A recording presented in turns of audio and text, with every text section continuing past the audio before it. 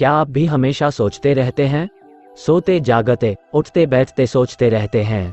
कभी अपने बारे में, कभी अपने परिवार के बारे में, कभी रिश्तेदार के बारे में तो कभी अपने पड़ोसियों के बारे में, कुछ ना कुछ सोचते ही रहते हैं। कभी पॉजिटिव तो कभी नेगेटिव। कभी सोचते सोचते अमीर बन जाते हैं तो कभी गरीब बनकर उदास हो जाता है। सोच को दो भागों में बांट सकते हैं, एक वो जो आपकी अपनी सोच है, दूसरा वास्तविक सोच या साइंटिफिक सोच। सभी लोग अपने अपने ढंग से सोचते हैं। एक गरीब सोचता है कि हम ज्यादा गरीब, बाकी लोग हमसे अमीर है। जो अमीर होता है वो सोचता है मैं कम अमीर हूं, बाकी अमीर हमसे ज्यादा अमीर है। स्कूल में कुछ टीचर यह सोचता है कि हम दूसरे टीचर से ज्यादा योग्य और बच्चे को अच्छी तरह पढ़ाते हैं। किसी कार्यालय में कुछ कर्मचारी सोचते हैं हम दूसरे कर्मचारी से ज्यादा मेहनती और ईमानदार है। उपरोक्त सभी सोच आपके मानने वाले सोच है, ना कि साइंटिफिक। यदि किसी लड़का को किसी लड़की ने प्यार में धोखा दिया और वह लड़का सोच रहा है कि दुनिया में सभी लड़की बेवफा होती है तो यह उसका अपना सोच है, ना कि साइंटिफिक। यदि आपका पैसा शेयर मार्केट, स्टॉक मार्केट में डूब जाता है और आप सोच रहे हैं कि शेयर मार्केट में पैसा डूबता ही डूबता है तो यह आपकी अपनी सोच है, ना कि साइंटिफिक। अगर आपको किसी दुकानदार ने धोखा दिया और आप सोच रहे हैं कि सभी व्यापारी धोखा देते हैं और मुनाफा कमाते हैं तो यह आपकी अपनी सोच हो सकती है, ना कि साइंटिफिक। दोस्तों, सोचना बहुत ही आसान काम है। इसमें कुछ भी नहीं करना पड़ता है, केवल सोचते जाओ, सोचते जाओ। लेकिन जब उस सोच को वास्तविक जीवन में उतारने के लिए मेहनत करना पड़ता है तब पता चलता है सोचने और करने में क्या अंतर है। एक व्यक्ति रोज सिगरेट पीने वक्त सोचता है कि कल से सिगरेट पीना छोड़ देंगे क्योंकि यह स्वास्थ्य के लिए बहुत हानिकारक है। सोचते सोचते सालों बीत गया, अभी तक सिगरेट पीना नहीं छूटा। एक लड़का स्कूल छोड़कर सिनेमा जाता था। जब हुआ 9th में था तो उसने सोचा कि अगले साल 10वीं का बोर्ड होगा, इसलिए अब वह सिनेमा नहीं जाएगा। आज वह स्नातक पास करने वाला है लेकिन फिल्म देखना नहीं छोड़ा। हम सोचते सोचते कब ओवरथिंकिंग के शिकार हो जाते हैं हमें पता ही नहीं चलता है। ये जो हमारा खुद का मानने वाली सोच है इसका कभी अंत नहीं होता और हम सोचते ही चले जाते हैं, जिसके कारण हम ओवरथिंकिंग से ग्रस्त हो जाते हैं। ओवरथिंकिंग कितने प्रकार के होते हैं? अब जो मैं बता रहा हूं उसे ध्यान से पढ़िए। मेडिकल साइंस में ओवरथिंकिंग को दो भागों में बांटा गया है। 1. Problem related overthinking. 2. Solutions related overthinking. 1. Problem related overthinking. सबसे ज्यादा लोग इसी तरह के ओवरथिंकिंग करते हैं। इस प्रकार के ओवरथिंकिंग में हम केवल समस्या के बारे में सोच सोचकर उस समस्या को बड़ा कर देते हैं। कोई समस्या तिल के समान हो उसे हम तार कर देते हैं।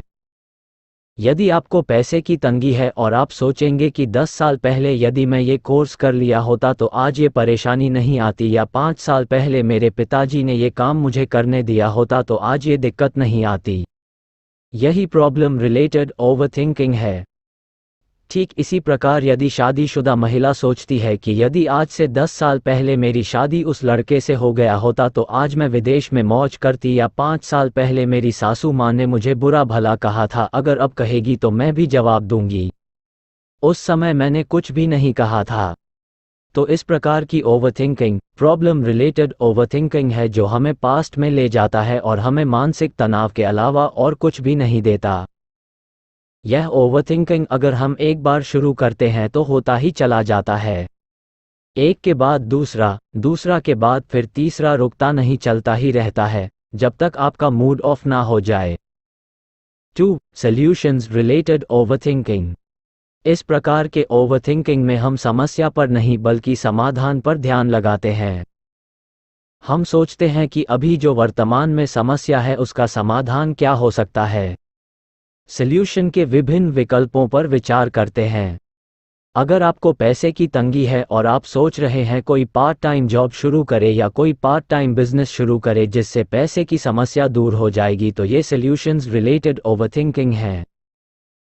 ठीक इसी प्रकार यदि किसी शादीशुदा महिला की विदेशी लड़का से शादी नहीं हुआ और अब वो विदेश जाने की सोच रहा है और पैसे का जुगाड़ कर रही है तो ये सॉल्यूशंस रिलेटेड ओवरथिंकिंग है। यदि आप भी प्रॉब्लम रिलेटेड ओवरथिंकिंग करते हैं तो सावधान हो जाइए, यह आपको बर्बाद कर देगा। मेडिकल साइंसेस की एक रिसर्च के अनुसार ज़्यादा सोचने वाले व्यक्ति का IQ 60 होता है, जबकि कम सोचने वाला व्यक्ति का IQ 180 होता है। इस भाग दौड़ भरी जिंदगी में कब आप ओवरथिंकिंग के शिकार हो जाते हैं आपको पता ही नहीं चलता है। प्रॉब्लम्स रिलेटेड ओवरथिंकिंग आपके दिमाग के रचनात्मक शक्तियों को कम करने लगता है और आपके दिमाग का न्यूरॉन कमज़ोर हो जाता है। एक साइंटिफिक रिसर्च के अनुसार इंसान को दिन भर में 70,000 से ज़्यादा विचार आता है, जिसमें 95% कोई काम का नहीं होता है। आप उसके बारे में सोचते हो जो वास्तव में इस दुनिया में है ही नहीं।